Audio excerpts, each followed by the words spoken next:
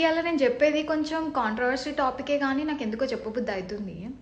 జనరల్గా మన ఇండియాలో పీపుల్ ఎట్లుంటారంటే, ఒక అమ్మాయిని చూస్తున్నారంటే ఫస్ట్ వాళ్ళు చూసేది ఏంది, అమ్మాయి స్కిన్ టోన్, అమ్మాయి ఫెయిర్గా ఉందా తెల్లగా ఉందా అని చూస్తారు. బట్ నాకు అర్థం కానిది ఏంటంటే, ఈ తెల్లగున్న అమ్మాయిలు ఎట్లుంటారు అబ్బా అంటే బాగుంటారు, బట్ ఎట్లుంటారు, ఒక పొటాటో లాగా ఉంటారు.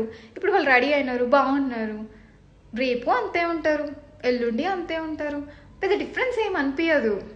అదే కొంచెము చామంచాయగా నిమ్మపండు రంగులో ఉన్న వాళ్ళని చూడండి, రోజు ఒకరు అగా కనిపిస్తారు. ఇవాళ ఒకలా ఉంటారు, రేపు ఒకలాగా ఉంటారు, ఎల్లుండి ఒకలా ఉంటారు, కొత్త కొత్త యాంగిల్ అనిపిస్తుంది వాళ్ళలో, ఏదో కొత్తదనం అనిపిస్తుంది వాళ్ళని చూస్తుంటే.